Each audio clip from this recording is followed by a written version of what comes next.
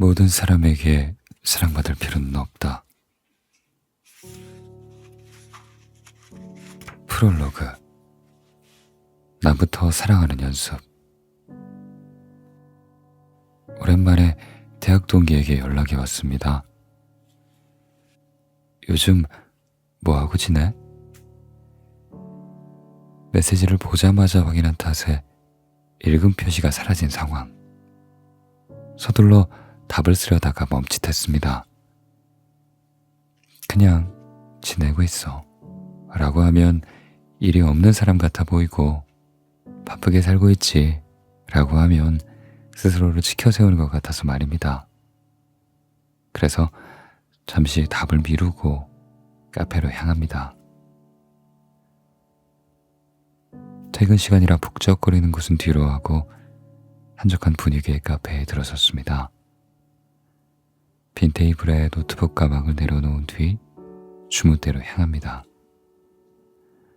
한참 망설이며 메뉴를 고르고 있는데 점원이 어떤 걸로 드릴까요? 라고 묻습니다. 조바심이 들어 점원 얼굴을 마주보며 가장 안전한 선택을 합니다. 아이스 아메리카노 한 잔 주세요. 그렇게 계산을 마치고 다시 자리로 돌아왔습니다.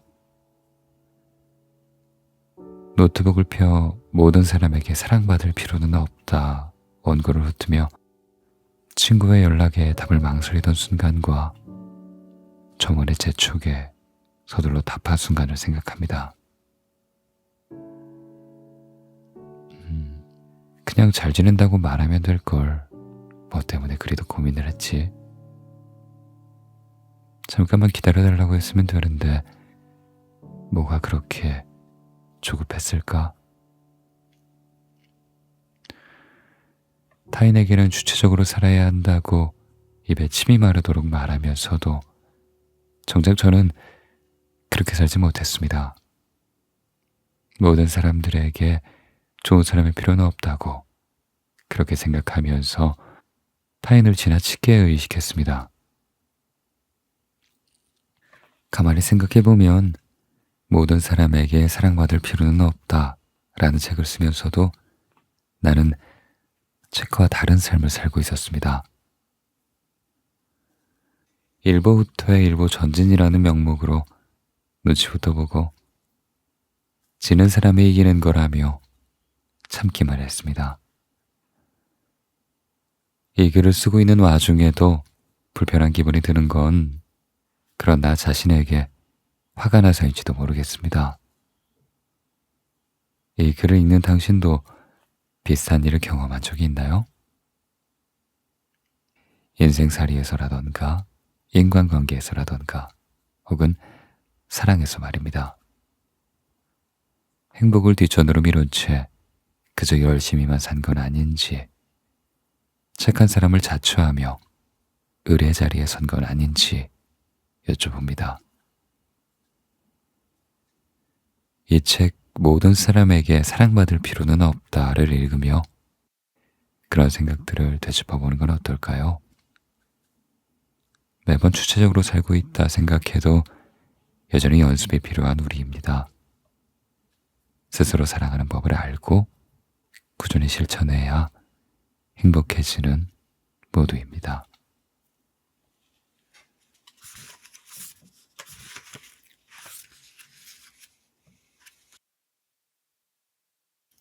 관계에 목숨 걸지 않는 사람.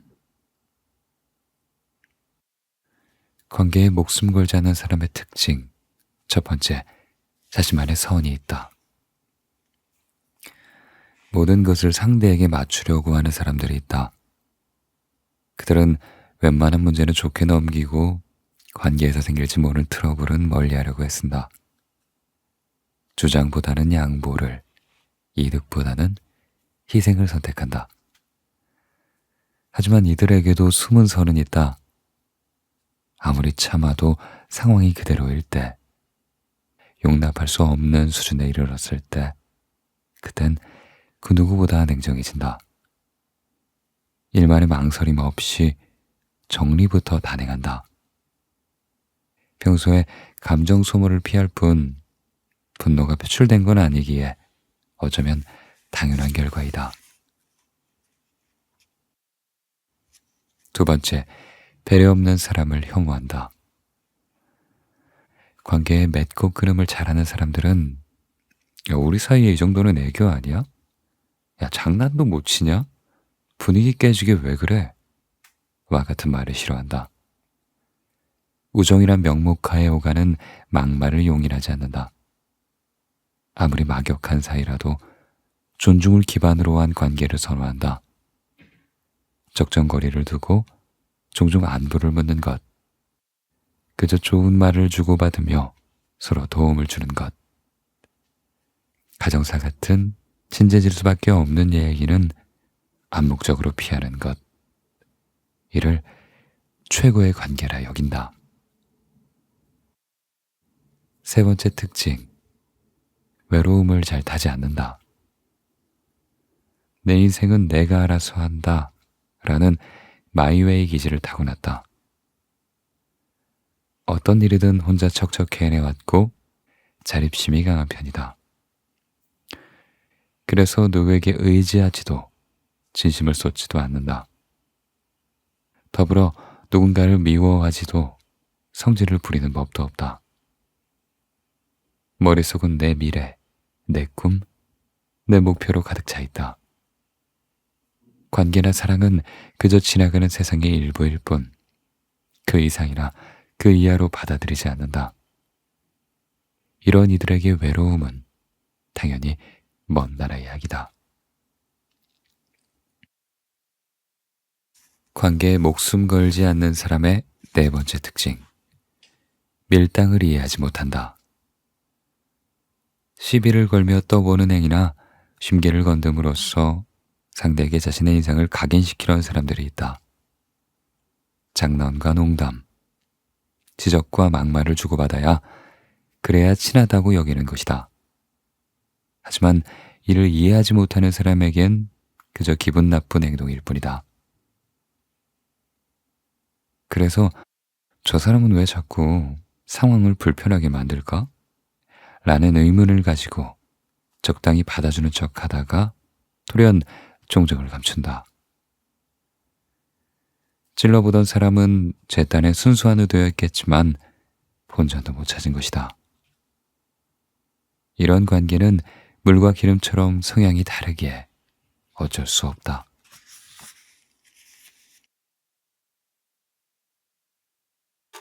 관계에 목숨 걸지 않는 사람의 다섯 번째 특징. 관계의 끊는 점이 높은 편이다. 칼 같은 사람을 향해 때로는 불만을 토로하는 경우도 있다. 야, 서운한 게 있으면 말을 해야 알지. 왜 혼자 참다가 뒤늦게 폭발하는 건데? 그런 이들에게 한마디 해주고 싶다. 대화를 통해 푸는 방식을 택하지 않았을 뿐 혼자 마음을 식혀보려 부단히 애써왔다고. 내향적인 성격을 탓하면서 상황을 지켜보기도 했던 것이다. 하지만 그러한 과정마저 지나친 간섭과 불만으로 끊는 점을 향해 불을 붙인 이가 누구인가?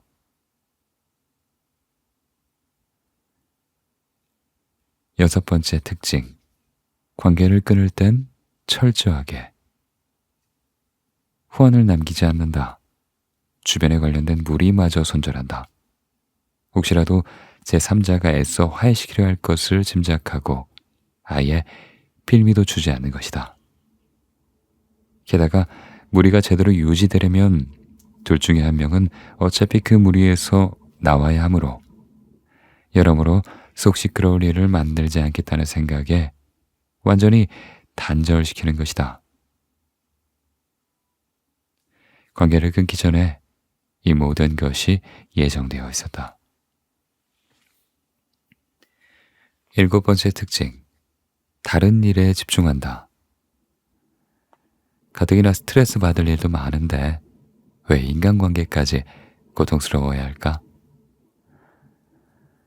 회사에서 혹은 일터에서 감정 소모가 심했으니 그 밖의 일은 될 대로 되라 하는 식이다. 맞지 않은 사람과 구태여 잘 지내지 않는다. 기대치와 실망감을 좀 낮추기만 하면 주변에 멀쩡한 사람은 많고도 많다. 내 감정을 깔끔한 상태로 돌보면서 정신을 맑게 유지한 채 새 행복을 찾는 것이 훨씬 이롭다.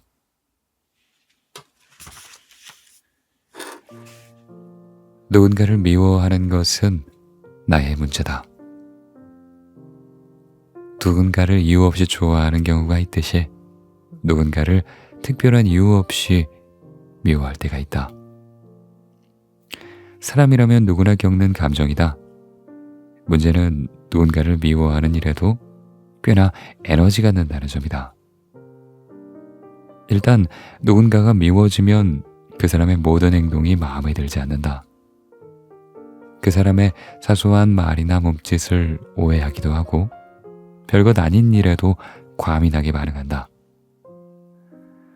도대체 왜 저렇게 생겨먹었지? 로 생각이 넘어가면 상대를 미워하는 마음은 이미 돌이킬 수 없을 지경에 이르렀다고 봐야 한다. 이런 생각은 상대에 관한 선입견을 하나둘 만들어낸다. 사소한 일로 생겨난 마음의 정도가 깊어져 미리 결론 짓기, 감정의 골 만들기, 가시지 않는 앙금 쌓기가 이루어지고 이런 과정은 상대에게 싫은 사람 자체의 이미지를 더 씌운다. 그러고 나면 평소에는 별 문제 없이 주고받았을 대화조차 싫은 이유로 작용한다. 싫은 사람이라는 이미지를 바탕으로 미워하는 마음도 쭉쭉 가지를 뻗어나가는 것이다.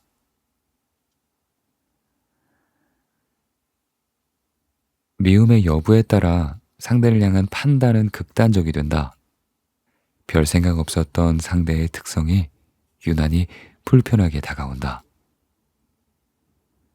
비록 철이 없는 듯하나 장난기가 다분하다는 평가는 솔직을 무례함으로 가장한다 라고 재평가된다. 혹은 나를 얼마나 만만하게 생각하면 저렇게 행동할까 하는 분개로 이어진다. 이런 경우는 지나치게 선을 넘었거나 서로 주장하는 바가 극명하게 갈릴 때, 그때 주로 발생한다. 덤덤하게 넘길 수 있는 상황마저 야, 아무리 그래도 너는 그러면 안 되지 와 같은 문제가 되어버리는 것이다. 별 문제 삼지 않았던 것들이 사실은 참고 넘어갈 만한 것이었다면 미움이 커지면서는 어떤 사건을 계기로 틀림없이 문제로 불거지게 된다. 그야말로 파국으로 치닫는 셈이다. 그러나 이렇게 누군가를 미워하는 일은 전적으로 내 몫이자 내 감정의 문제임을 알아야 한다. 상대는 내가 아니므로 내가 원하는 대로 바뀌지도 않고 바뀔 필요도 없다. 그건 당연한 것이다. 그러니 상대의 어떤 점을 미워한다고 달라지는 건 아무것도 없다. 물론 상대의 그런 점이 내게 직접적이고 물리적인 피해를 준다면 그런 부분은 항의하거나 시정을 요구해야 한다. 그러나 감정적인 측면에서 상대가 이유 없이 믿고 싫다면 스스로의 마음 상태를 가만히 들여다볼 필요가 있다. 다른 사람을 미워하는데 나의 소중한 에너지를 낭비하지 말자. 그 에너지를 나에게로 가져와 나를 더 아껴주고 다독여주는 데 쓰자.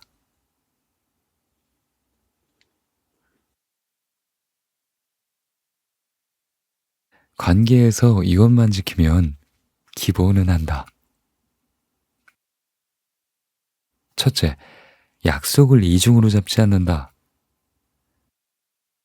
일정 조율이 불가피하다면 두 약속을 한 번에 해결하려고 하는 것이 비난받을 만한 일은 아니다. 혹은 약속 상대끼리 아는 사이라면 문제될 것이 없다. 더 여럿이 어울리는 게 좋을 수도 있고 그런 자리에서 의외의 인맥이 생길 수도 있기 때문이다. 하지만 약속 구성원 중 초면이 불편한 사람도 있고 그 사람의 입장을 전혀 고려하지 않았다면 그 사람은 불쾌한 마음을 품을 수도 있다. 단 둘이 긴히 할 말이 있는데 분위기를 파악하지 못하는 경우라면 더더욱 그렇다. 한두 번은 넘어갈 수 있지만 습관적으로 겹쳐서 약속을 잡으면 그런 사람과는 다시는 만나고 싶지 않다. 두 번째, 필요할 때만 연락하지 않는다. 평소에 안부를 절대 주고받지 않던 사람에게 잘 지내? 라고 연락이 온다. 어디서 근황을 들었는지 내 신변의 변화에 축하나 위로의 인사까지 건네기도 한다. 이럴 때 이어질 만한 말은 너 혹시 이 물건 살래? 인 확률이 비교적 높다. 그 밖에 종교 권유, 결혼식, 장례식 등 여러 가지 목적을 띤 인사로 정말로 순수하게 안부를 묻는 경우는 드물다. 필요해서 건넨 명목상의 안부인 것이다. 오랜만에 연락해줘서 고맙고 그리하여 달갑게 받고 싶지만 꼭 이용당하는 기분이 들어서 솔직히 말하면 연락하지 말라고 말하고 싶다. 필요할 때만 찾는 것이 평소엔 결코 필요하지 않는 사람이라는 의미로 느껴지기 때문이다.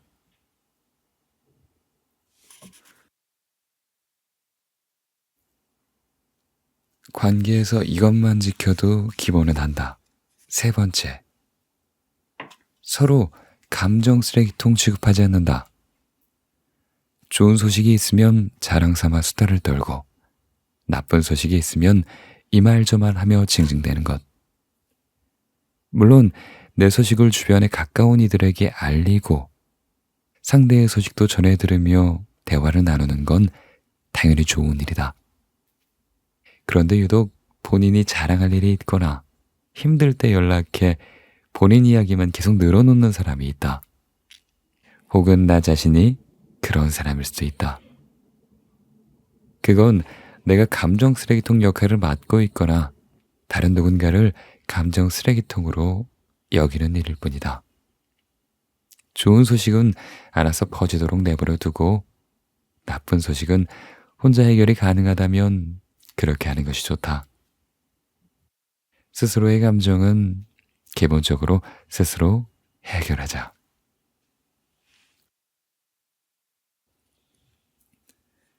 네 번째, 무리한 부탁은 하지 않는다. 본인이 하기 싫은 일은 다른 사람도 하기 싫은 법이다. 어떤 일이 고역이라면 그 일은 다른 사람에게도 버거운 일일 게 분명하다. 그런데도 떠넘기고 싶다는 건 남에게 피해를 끼치면서까지 목적을 이루려는 의도다. 관계가 끊어지는 한이 있어도 내 이기심부터 챙기고 싶은 것이다. 개인적인 이득이나 편의에 눈이 멀어 타인에게 폐를 끼치지 말자. 이것은 나아가 관계까지 망치는 일이니까. 다섯 번째, 불행 배틀을 하지 않는다. 야, 네가 하는 고생은 아무것도 아니야. 나 때는 더 힘들었어, 진짜. 에휴, 결혼도 안 한 네가 무슨 걱정이 있겠니?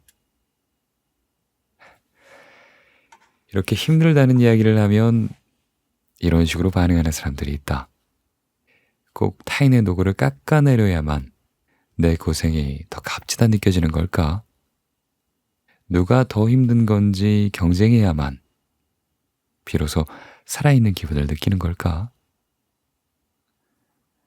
다른 사람의 힘든 상황을 두고 자신의 힘든 얘기를 하며 우월감을 드러낼 필요는 없다.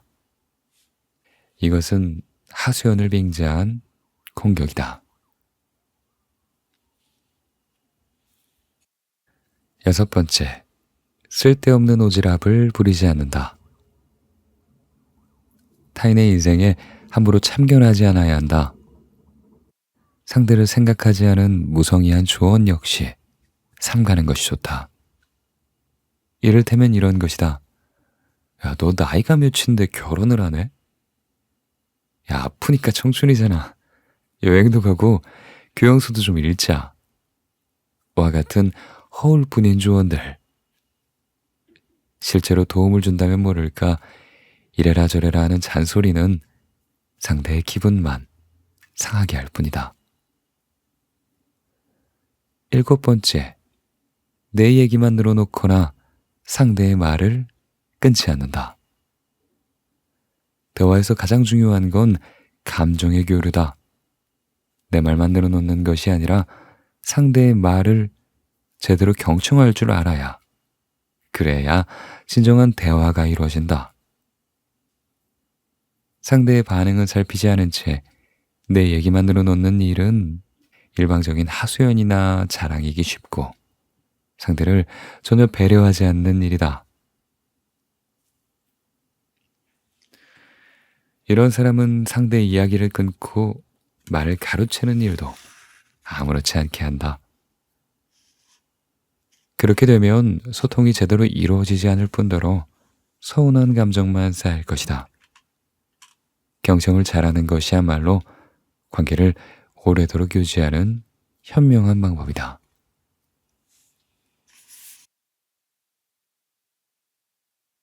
비밀은 나누지 않을수록 좋다. 아무리 친해도 불우한 가정사, 속사정 같은 지분은 주변 사람에게 말하지 않는 편이 좋다. 좋은 소식을 알리면 시기로 다가오고 좋지 않은 소식을 나누면 약점이 된다. 관계에서 비밀한 이야기는 끈끈한 의리를 형성하는 데 도움이 될지 몰라도 여차하면 폭로전으로 전개될 공산이 크다. 불씨만 타오르지 않았을 뿐 폭탄이나 다름없는 것이다. 지인에게 어려움을 털어놓는 건 나를 밟아주세요, 잡아먹어주세요와 같다. 자격지심이 심하거나 피해의식이 가득한 사람을 만나면 더 과관이다. 내가 털어놓은 어려움을 평소에는 그저 흙밑거리로 여기다가 필요할 때 수단으로 활용할지 모른다. 상대의 약점을 잡고 흔들어 원하는 목적을 성취하려는 것이다. 나의 비밀을 데이터로 활용하기도 한다. 본인 처지와 비교해 그래도 내가 낫네, 저 불쌍한 자식이라며 쾌재를 부르고 있을지도 모른다. 혹은 당사자가 없을 때 야, 너라면 어떨 것 같아? 야, 내가 아는 사람 얘긴데 내 보기엔 좀 그래 하면서 2차, 3차의 폭로를 이어나갈 확률도 높다. 정말이지 이 세상에는 인면수심한 사람들이 많다. 사람은 입체적이라서 누구나 호탕한 면이 있는 한편 찌질한 구석도 있기 마련이다. 아울러 상대적이기도 하다. 이득에 부합하는 상황에선 상대에게 붙어 있다가도 수틀리면 언제든 배신하는 게 인간이다. 그러므로 스스로 1급 비밀이라 생각하는 일은 자신에게 함구령을 내려야 한다. 사람들과 거리를 유지하며 사려 깊은 태도를 보이는 일은 생각처럼 쉽지 않다. 너무 힘들면 아무에게나 기대서 조언이나 위로를 받고 싶은 게 사람 마음이다. 그렇지만 타인의 힘든 얘기를 듣고 싶어하는 사람은 그리 많지 않다. 물론 아주 가까운 사이라면 한두 번은 가능하겠지만 계속해서 타인의 하소연을 듣고 싶어할 사람은 아무도 없다. 들어준다고 해도 호기심 때문일 확률이 높고 듣고 나서도 도움이 안 되는 조언 하나 던지기 마련이다. 저마다 인생이 다르고 다들 먹고 살기 바쁜데 전문가가 아니고서야 얼마나 도움이 되겠는가. 힘들 땐 차라리 반려식물을 키우면서 위안을 얻거나 의사에게 상담을 받는 편이 낫다. 타인에게 넋두리를 계속하는 습관은 스스로를 갉아먹는 일이기도 하다. 부정적인 생각만 하는 사람, 함께 있을 때 즐겁지 않은 사람으로 낙인 찍혀서 외톨이가 될지도 모른다. 설령 공감받고 힘을 얻었다고 해도 극복해야 할 대상은 나 자신이다. 위안은 약간 얻었을지언정 문제는 절대 해결되지 않은 것이다. 문제 자체에 집중해야 한다.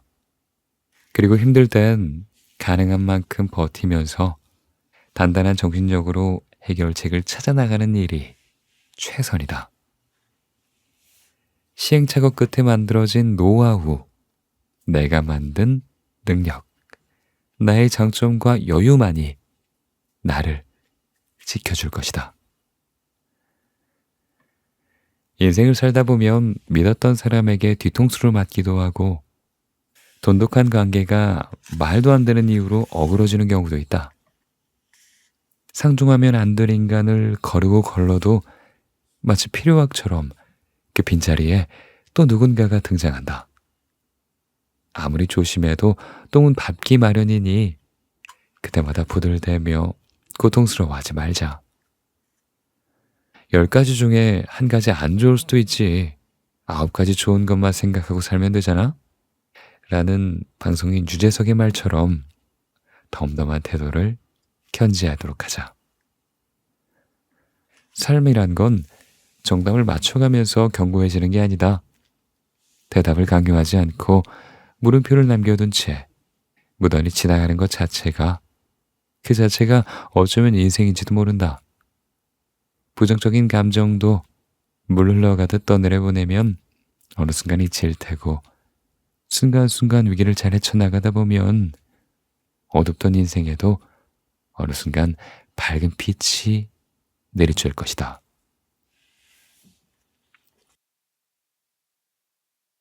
좋은 관계를 만드는 예쁜 말. 말을 예쁘게 하는 사람은 볼수록 신기하다. 섬세한 단어를 선택했을 뿐인데 품격 있어 보인다. 분위기를 고려해 말을 건네는 행동에는 배려의 향이 물씬 풍긴다.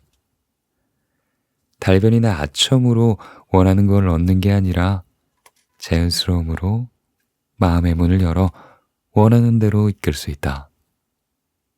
단지 말을 예쁘게 했을 뿐인데 말이다. 이렇듯 말을 예쁘게 하면 상대는 꽤 흡족한 기분을, 나는 설득의 힘을 높일 수 있다. 물론 이때 특정한 의도를 감추고 그럴싸한 말만 늘어놓으면 안 된다. 물론 의도가 없는 말은 없다고 할 수 있다. 그렇더라도 진심을 담은 말 한마디를 최대한 상냥하게 전달하는 건 의도를 떠나 듣는 이를 기쁘게 만든다. 누군가를 설득해야 하는 과정이라면 상대는 말의 힘으로 내 부탁을 흔쾌히 수락할 것이고 우리는 시간을 절약할 수 있으니 말을 예쁘게 하지 않을 이유는 단언컨대 없다. 그렇다면 말을 예쁘게 하는 방법이 있을까? 무엇보다 존중을 기반으로 대화를 시작해야 한다. 나보다 상대를 먼저 생각하고 이야기를 듣는 것부터 할 줄 알아야 한다. 중간에 말을 끊지 않는 건 기본이다. 상대가 화제를 선점할 수 있도록 귀인 모시듯 맞춰가는 태도가 필요하다. 내가 하고 싶은 말부터 하는 게 아니라 먼저 듣는 자세를 견지하는 것. 그렇게 해서 분위기가 누그러지면 어떤 대화도 기분 좋게 오갈 것이다.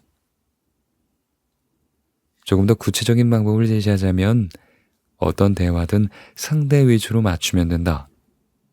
그저 고개를 끄덕이며 공감하는 수준에 머무르는 것이 아니라 조금 더 섬세하게 공감하는 방법이다. 우리는 나 있잖아. 오늘 어디 놀러 가고 싶어. 와 같이 무의식 중에 자기중심적으로 문장을 만드는 습성이 있다. 상대의 의중을 묻고 제안하는 입장인데도 내 의지와 취향부터 내세우는 것이다.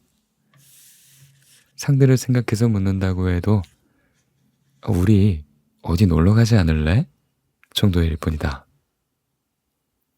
이런 경우에도 자신이 주체가 되어 무언가를 부탁하는 것에서는 벗어나지 못한다. 이대로는 친절한 인상을 온전히 줄 수 없을 뿐더러 내가 원하는 방향으로 상대를 설득하기도 어렵다. 그렇다면 어떻게 하면 좋은 걸까? 이때는 문장을 아예 리모델링해야 한다.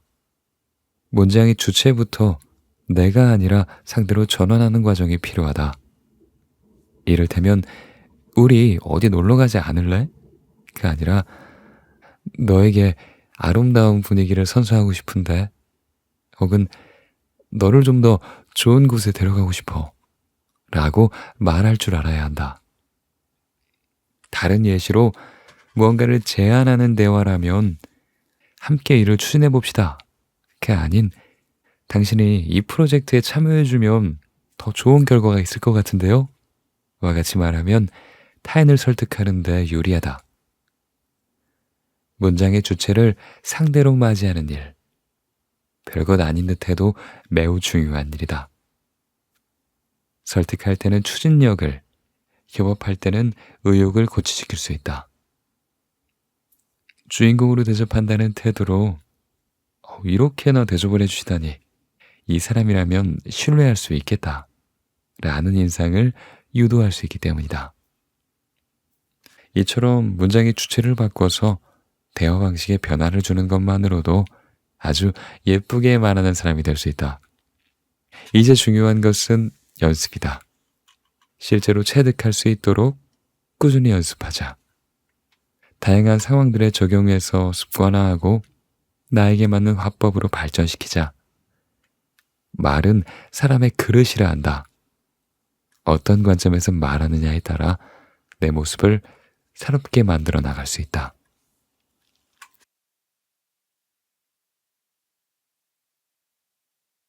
직장 생활에서 신경 쓸 가치가 없는 말. 직장에 머무는 시간은 우리 일과에서 큰 비중을 차지한다. 그런 만큼 회사 생활은 단순히 일만 하는 시간으로 치부할 수 없다. 게다가 직장에서도 우리는 다양한 인간관계를 맺고 그 관계들 때문에 즐거움도 얻고 스트레스도 받는다. 그 관계의 주체는 상사일 수도 있고 후배일 수도, 혹은 동료일 수도 있다.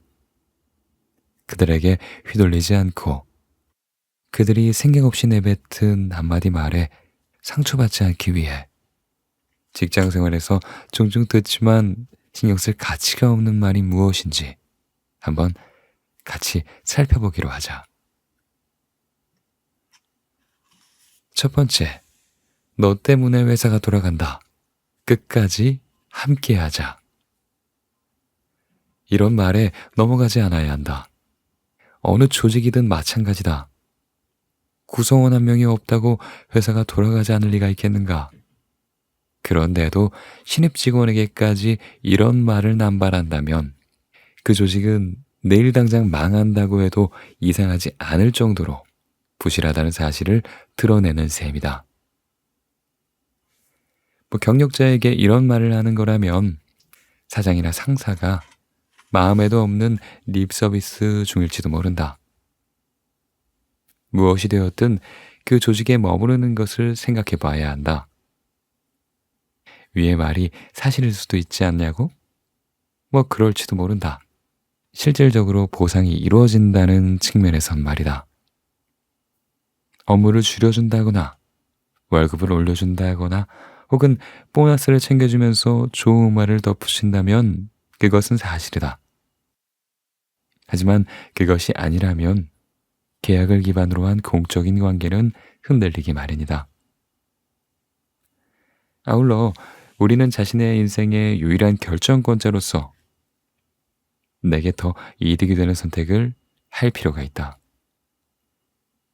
다른 직종에서 경력을 쌓고 싶고 경제적으로 더 많은 부를 얻고 싶다는 목적 앞에 당당해져도 괜찮다는 말이다.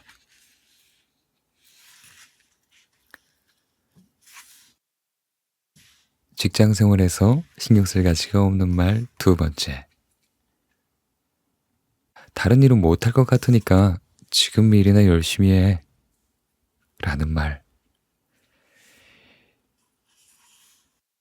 이는 타인의 자존감을 깎아내려 그 사람을 마음대로 부리려는 사람에게 흔히 들을 수 있는 말이다. 극단적인 예를 하나 들어보자. 야, 이 나이 먹도록 뭐 하다가 이제 왔냐? 뭐? 공무원을 3년? 내 인생도 참 각박하다. 어차피 다른 일 하긴 늦은 것 같으니까 여기서라도 잘 버텨봐라. 말 같은 대화로 노예처럼 부려먹을 명분부터 만든다. 이어서 그런데 우리 회사 분위기 보면 알겠지? 야, 월급은 많이 못 챙겨줘. 라는 식의 말로 이를 정당화하려 들 것이다. 이유 여하를 막론하고 오갈 데 없는 사람을 걷어줬으니 도리어 감사란 뜻이다. 뭐 사실이 그러하니 대꾸하기도 어렵다. 하지만 인생은 나무가 아닌 숲을 봐야 하는 법. 고작 20대 몇 년을 허비했다고 해서 경쟁교도에서 벗어난 것이 아니다. 절치부심하는 심정으로 인생의 포트폴리오를 다시 설계할 시간은 충분하다. 위에 말을 한 사람들이 틀린 말을 한 건 아니지만 좋지 못한 의도로 가스라이팅하는 말일 수도 있으니 고지고대로 받아들이지 말자. 세 번째, 너만 힘든 줄 아냐? 참을성 좀 키워. 누구나 면접 자리에서 입사 포부를 밝힐 때 최대한 그럴듯한 내용으로 포장해서 말한다. 하지만 솔직히 말하면 우리 모두 생계를 위해서 하나뿐인 노동력이라도 팔아보려는 것이 아닌가. 원치 않지만 해야 하는 일 앞에서 그 누가 즐겁겠는가. 그저 먹고 살기 위해서 꾹 참고 버티는 거지. 이러한 사실을 머리론 이해 못할 바는 아니지만 감정적으로는 충분히 서운할 수 있다. 아울러 타인의 힘듦을 멋대로 재단하려는 태도 역시 바람직하지 않다. 어떤 환경에서 얼마나 힘들었는지는 중요하지 않다. 소노 아야코의 에세이집 약간의 거리를 둔다에 나오는 이 말, 세상이 나를 어떻게 바라보든 솔직히 관심이 없다. 어차피 인간은 타인을 제대로 평가하지 못하니까. 라는 말에서 알 수 있듯이 사람들에게 타인의 힘듦은 그다지 중요하게 와닿지 않는다. 그러므로 야, 너만 힘든 게 아니야. 충분히 버틸 수 있잖아? 라는 말은 아무짝에도 쓸모가 없다. 도리어 반항심만 키울 뿐이다. 설령 제3자가 보기에 참을성이 없어 보이는 사람도 사흘마다 작심삼일하는 마음으로 아등바등 살아가기도 한다. 타인의 인생을 멋대로 평가하지 않는 것, 각자의 삶의 방식이 다르다 여기는 것이 꽤나 중요하다. 나와 같은 생각을 강요하는 건 폭력이며 행패일 뿐이다. 내 속이 후련해지겠다고 내뱉은 충고는 다시 목구멍으로 삼켜버리자. 네 번째, 야, 참는 사람이 이기는 법이야. 참는 사람이 이긴다는 말은 말만 놓고 보면 물론 사실이다. 생애가 달렸을 때라거나 어떤 목표가 있을 때, 꿈을 위해 달려갈 때라면 더 그렇다. 추진력 있고 능력 있는 사람이 아니라 끝까지 가는 사람이 승자다. 하지만 불의를 목도하거나 과도한 업무를 짊어져야 할 때는 그래서는 안 된다. 참는 사람이 이기는 게 아니라 그 조직에서 가장 만만한 사람으로 보일 확률이 크기 때문이다. 어떤 상황이든 죄송합니다를 되도록 자제해야 하는 이유이기도 하다. 상대가 나에게 빚을 진 경우라면 괜찮다고 할 수도 있다. 빚을 진 경우라면 괜찮다고 생각할 수 있다. 하지만 써놓지 않는 과거의 약속이나 은혜는 망각 속에 묻힐 뿐이다. 구체적으로 어떤 빚을 졌는지 기억나지 않고 친절한 사람이라는 인상만 남을 것이다. 이는 인간의 이기심과 결합해 어떤 부탁도 흔쾌히 들어주는 사람으로 변질될 것이다.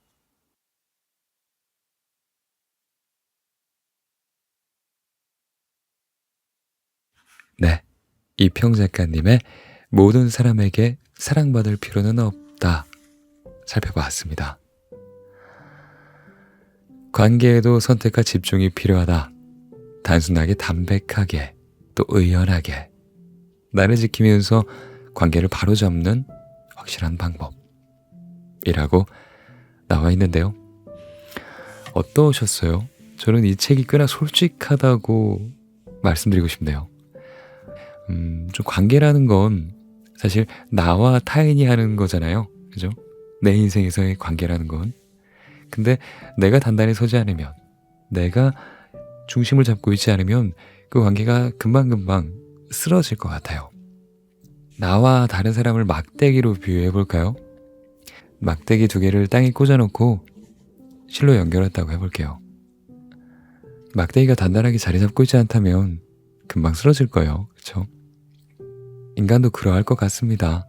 내가 내 중심을 단단하게 잡고 있지 않으면 우리에게 작용하는 타인의 힘에 의해서 이리저리 끌려다니게 될 겁니다.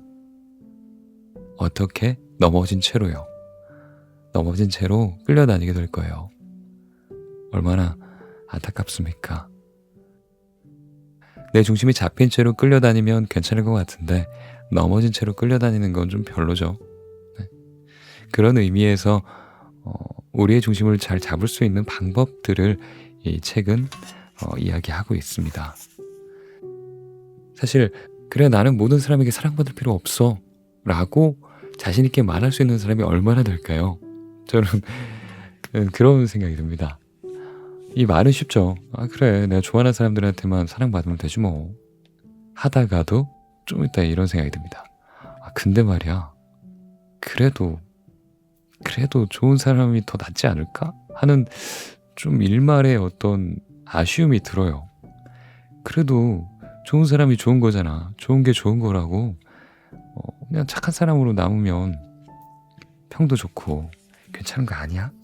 그냥 내가 좀 힘들더라도 모든 사람에게 좋은 사람이고 싶어 하는 욕심이 가슴속에 꿈틀거립니다. 네, 저도 그래요. 저도 늘 그래요. 사람이 다 그렇죠.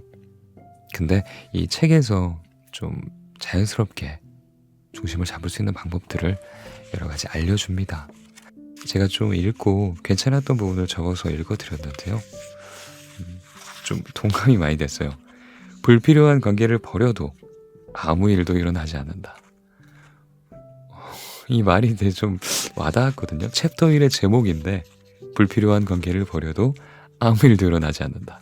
진짜 아무 일도 안 일어나요. 막 큰일 날 것 같은데 내가 이 사람하고 손절하면 정말 큰일 날 것 같은데 정말 아무 일도 일어나지 않아요. 네. 참 그 말이 되게 현답이다 이런 생각이 들었습니다. 예. 되게 공감이 가는 말이 많아서 공감이 가는 꼭지들이 많아서 계속 고개를 끄덕이며 읽었던 것 같은데 관계가 좀 어려우신 분이라면 이 책이 좀 위로가 되고 도움이 많이 될 것 같아요. 네. 주변에 이중으로 약속을 잡는 친구가 있다면 또 필요할 때만 연락하는 친구가 있다면 구독자님을 감정 쓰레기통으로 여기는 친구가 있다면 무리한 부탁을 진짜 밥 먹듯이 하는 친구가 있다면 이 책을 보고 내가 이들과 멀어져도 괜찮구나.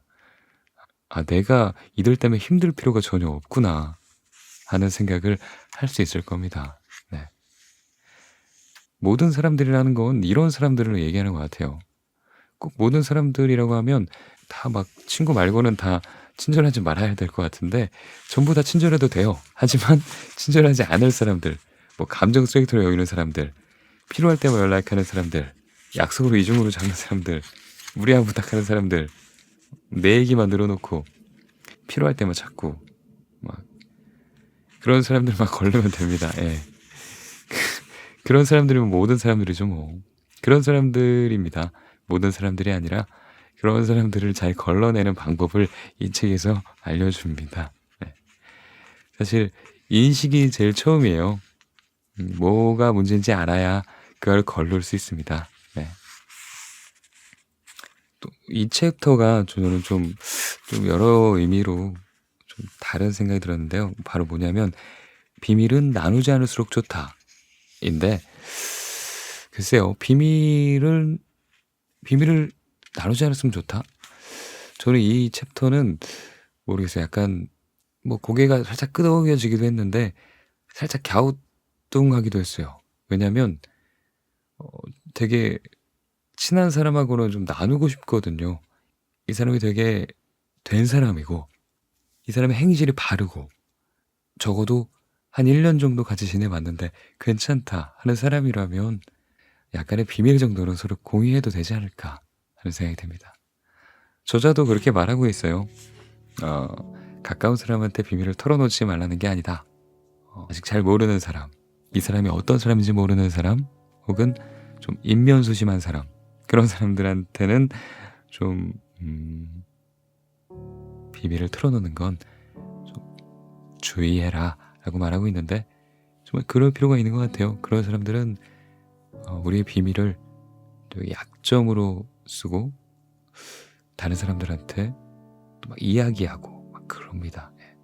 그런 사람들한테 본심을 내볼 필요가 없죠. 그럴 필요가 없습니다.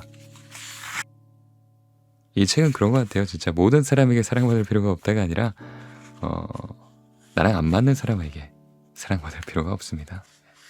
억지로 그렇게 할 필요가 없어요. 좋은 관계를 만든 예쁜 말, 이것도 굉장히 공감이 많이 됐는데요.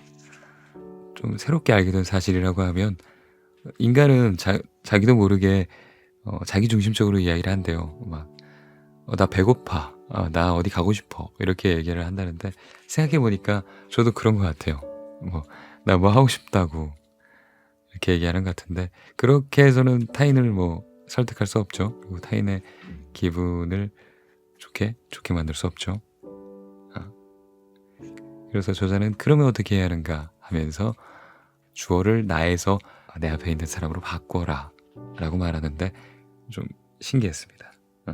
네가 있음으로써 우리 팀이 더 빛나는 것 같아. 네가 있음으로써 내가 행복해지는 것 같아 하면서 타인을 좀 높여주면 되게 말이 예쁘게 들리는 것 같기도 해요, 사실. 그래서 그런 식으로 대화를 하는 태도도 연습도 해와야 되겠다라는 생각이 드는 챕터였습니다. 그리고 또 한 가지로 저는 되게 말투를 예쁘게 하면 좀 좋을 것 같아요. 똑같은 말을 해도 되게 툴툴거리면서 하는 사람이 있거든요. 감정 없이 내뱉고. 그것보다는 그냥 조금은 되게 듣기 좋게 예쁘게 말할 수 있잖아요. 그거 어려운 일 아닌데. 그래서 저는 되게 예쁘게 말하려고 예쁜 말투를 하려고 노력을 많이 합니다. 예. 그러면 듣는 사람도 좋고 저도 기분이 좋아지거든요. 네. 또 공감이 가던 꼭지가 직장 생활에서 신경 쓸 가치가 없는 말. 이 꼭지가 굉장히 공감이 됐어요. 첫 번째로 너 때문에 회사가 돌아간다. 야 우리 끝까지 함께 하자라는 말이라는데 이건 진짜 가스라이팅일 수도 있죠. 아, 월급도 많이 안 주고 월차도 많이 못 쓰게 하면서 야 너 잘하고 있어. 지금처럼만 해. 이러면서 좋지 않습니다. 그거는 진짜 뭐 지금처럼 희생해라 뭐 이런 뜻인가요? 예. 그런 말은 들을 가치도 없는 말이라고. 정말 저자의 말대로 뭘 챙겨주면서 월급 더 주고 연차 막 팍팍 쓰게 해주면서 첨언으로 이런 말까지 더해준 거라면 정말 좋겠지만 그런 거 1도 없이 부려먹을 대로 다 부려먹으면서 말만 이렇게 하는 거라면 걸러들어야 할 다시 한번 생각해봐야 할 말이 아닌가 생각합니다. 그리고 너만 힘든 줄 아냐? 다 힘들다. 참을성 좀 키워. 이것도 못 참으면 뭐 할래? 이런 말들. 그렇죠. 아니에요. 다른데 더 나에게 맞고 하면서 참지 않아도 할 수 있는 일이 많습니다. 이것도 못 참는 건 없어요. 예. 나한테 힘든 일이 다른 사람들한테도 힘들 가능성이 높아요. 예. 그러니까 시야를 좀 더 넓혀서 잠깐 휴식기를 갖는 것도 나쁘지 않은 것 같아요. 저도 첫 직장에 가서 너무 힘드니까 면역력이 막 떨어지더라고요. 그랬더니 막 피부가 난리가 났어요. 막 하얗게 일어나고 막 가렵고, 그래서 막 병원에 진짜 당장 가야 할 정도로 그렇게 난리가 났었는데, 그런 스트레스를 받는 게 내가 아직 적응이 안 돼서, 내가 부족해서 그런 줄 알았는데 아니었어요. 그냥 일이 너무 힘들어서 면역력이 많이 떨어져 있던 상황이었던 것 같아요, 그때. 그래서 그 일을 그만두고 좀 제가 가고자 하는 길을 준비하면서부터 좀 잘 회복이 되더라고요. 예. 그 이후로는 그렇게 크게 난리가 난 적은 없습니다. 그때는 다리 쪽이 많이 그랬거든요. 그래서 걸을 때도 힘들고 잠잘 때도 힘들고 막 그랬는데, 이제 그 회사를 그만두고 나니까 싹 낫더라고요. 혹시 퇴사가 답이다? 아, 농담이고요. 힘든 건 당신이 못해서 그런 거 아닙니다. 당신이 부족해서 그런 게 아니에요. 그래요. 이 책 굉장히 필요한 조언만 쏙쏙 골라 담은 책인 것 같았어요. 예. 뼈 때리는 말들도 많았고요. 그저 듣기 좋은 말만 나열해 놓은 게 아니라서 좋았습니다. 네. 요즘 너무 추운데 따뜻한 코트나 파카 입고 다니시고요. 감기 걸리지 않게 속에 든든하게 입고 다니시길 바랄게요. 감기 걸리면 안 돼요, 진짜. 그래요. 항상 주무실 때도 살짝 온도 따뜻하게 틀어놓으시고 그렇게 주무시길 바랄게요. 아, 그리고 또 하나 잊지 말아야 할 거. 따뜻한 목소리 현준 채널 듣고 나서 따뜻한 마음 가져가시는 거 잊지 말아 주시고. 아, 민망하네 이거. 아, 농담이고요. 아무튼 네. 저는 참 그래요. 이런 게 행복이 아닌가. 따뜻한 집에서